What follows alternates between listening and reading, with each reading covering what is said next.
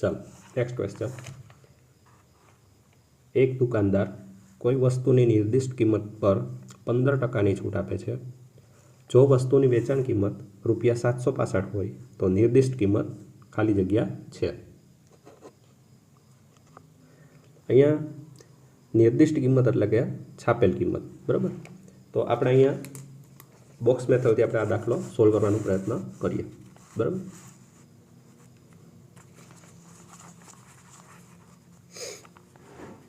શું કીધું છે કે એક દુકાનદાર, બરાબર, એ છાપેલ કિંમત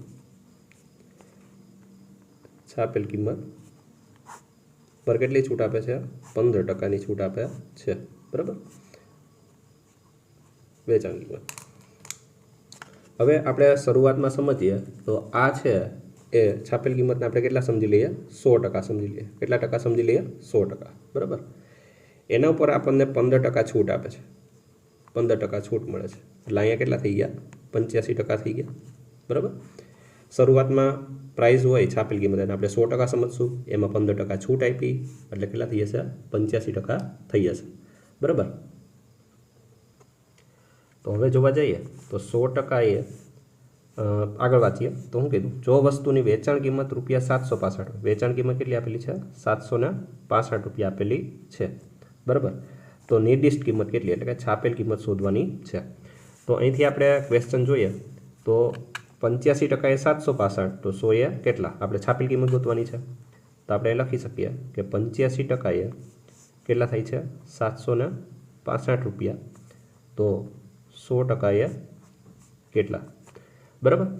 હવે આપણે અહીંયા ક્રોસ મલ્ટિપ્લિકેશન કરશું એટલે કે 765 ગુણ્યા 100 છેદમાં કેટલા આવશે? 85, બરાબર।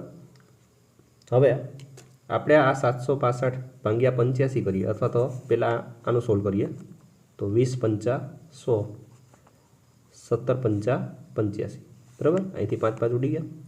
હવે આપણે 765 ભાગ્યા 17 કરીએ, 765 ભાગ્યા 17 કરીએ, બરાબર, તો કેટલા થાય?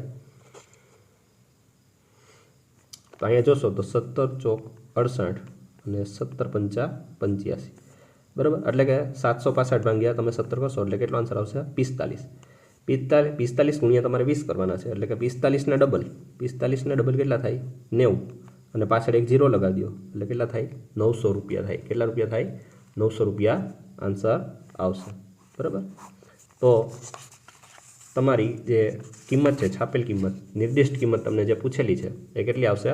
₹900 આવશે, ક્લિયર?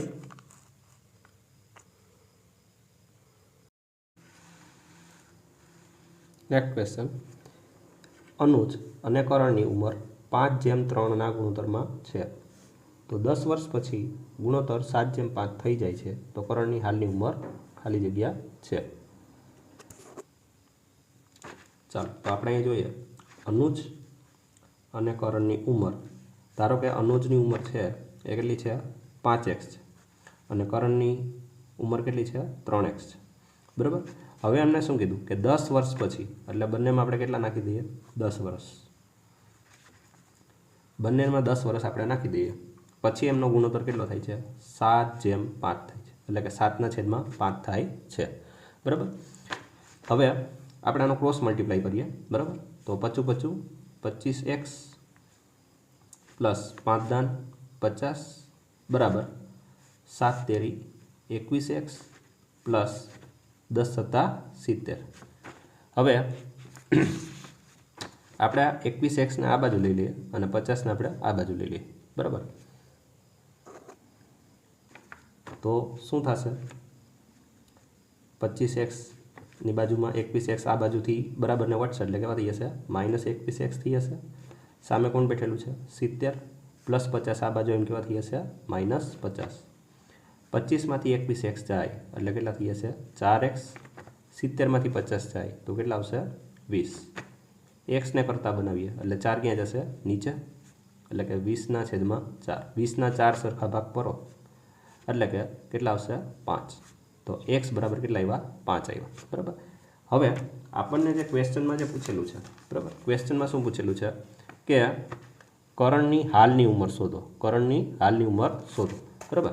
તો કરણની હાલની ઉંમર કેટલી હતી પહેલાં? 3x હતી. કેટલી હતી? 3x. તો કરણની હાલની ઉંમર 3x હતી, જેમાં એક્સની વેલ્યુ કેટલી છે? 5, એટલે કે 3 પંચાના 15 વર્ષ. બરાબર. તો કરણની હાલની ઉંમર કેટલી થશે? 15 વર્ષ થશે. તો આપણો આન્સર આવશે એ કેટલો આવશે? 15 વર્ષ આવશે. ક્લિયર? ક્વેશ્ચન, જો સુંદરની 3 દિવસની ટ્યુશન ફી 1200 રૂપિયા હોય તો 27 દિવસની ફી શોધો. બરાબર. તો આ તો સિમ્પલ ક્વેશ્ચન છે. શું પૂછેલું છે કે 3 દિવસની ફી, 3 દિવસની ફી કેટલી છે? 1200 રૂપિયા. તો 27 દિવસની ફી કેટલી થશે? ક્રોસ ગુણાકાર કરશું. 1200 ગુણ્યા 27 છેદમાં કેટલા આવશે? 3. હવે આપણને ખ્યાલ છે કે 27 અને 3નું રિલેશન છે 3 × 9 = 27. બરાબર. 3 × 9 = 27. હવે 1200 ગુણ્યા 9 કરીએ તો 12 9 કેટલા થશે? 108. 12 9 કેટલા થશે? 108. અને પાછળ 2 0 લગાડી દો. આની 27 દિવસની ટ્યુશન ફી આવશે. બરાબર. તો તમારો આન્સર આવશે એ કેટલો આવશે? 10,800 આવશે. કેટલો આવશે? 10,800. ક્લિયર?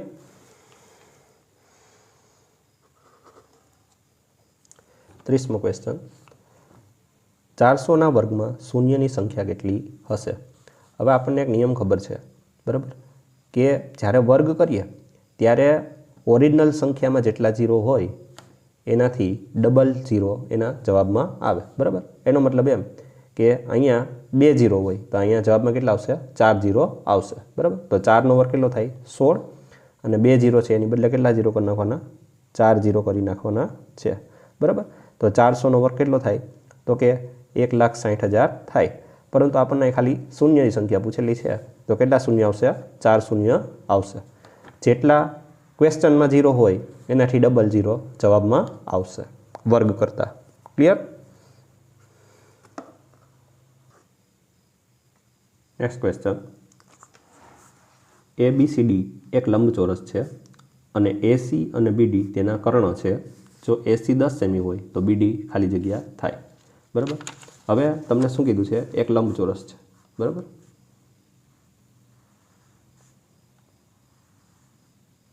એક લંબચોરસ છે જેનું નામ છે A, B, C અને D. હવે એમાં શું કીધું? AC અને BD તેના કર્ણ છે, એટલે કે AC અને બીજો છે BD, આ બંને તેના શું છે? કર્ણ છે. શું છે? કર્ણ.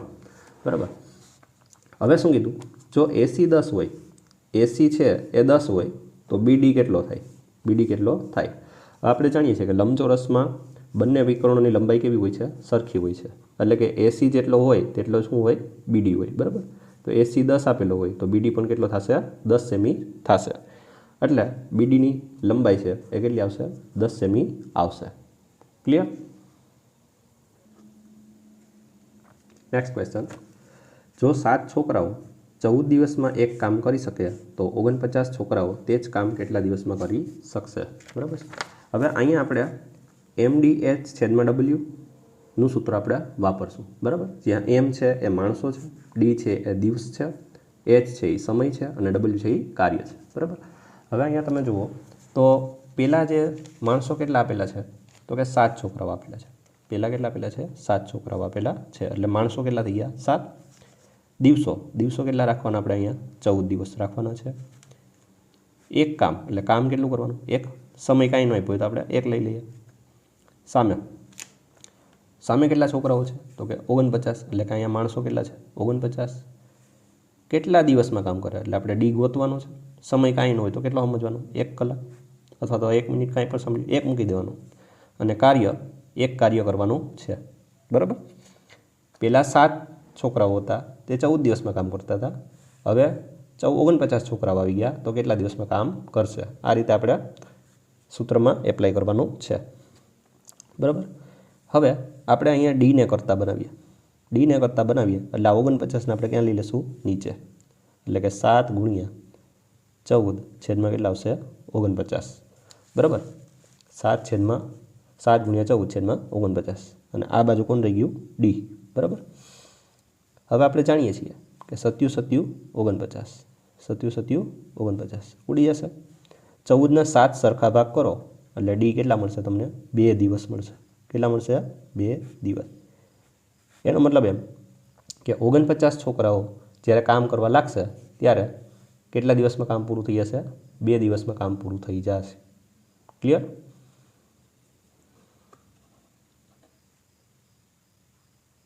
Next question. જો -6 ઉપર 4 ઘાત ભાગ્યા -6 ઉપર 2 ઘાત બરાબર 6 ઉપર n ઘાત હોય તો n ની કિંમત શોધો.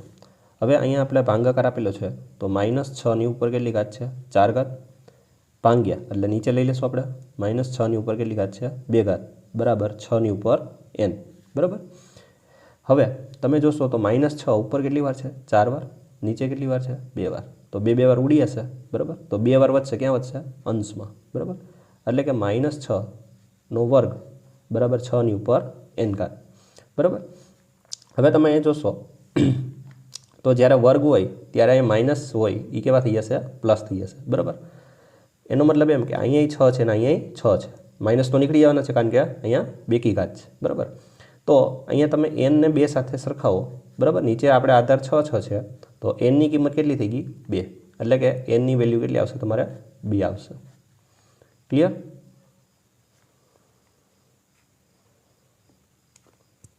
Next question. ખાલી જગ્યા એ પૂર્ણાંક હોઈ શકે છે.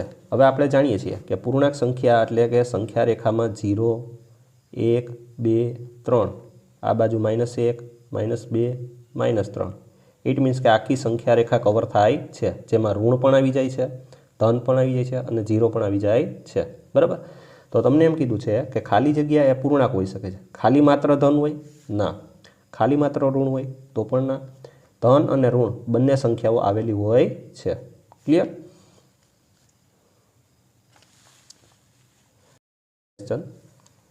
જો કોઈ સંખ્યા 9 વડે વિભાજ્ય છે તો તે સંખ્યા ખાલી જગ્યા વડે પણ વિભાજ્ય છે. તો આનો આન્સર શું આવશે? 3 આવશે. આપણને ખ્યાલ જ છે ધોરણ 6 માં તમને વિભાજ્યતાની ચાવી આવી ગયેલી છે. બરાબર. તો અહીંયા આન્સર કેટલો આવશે? 3 આવશે. ક્લિયર?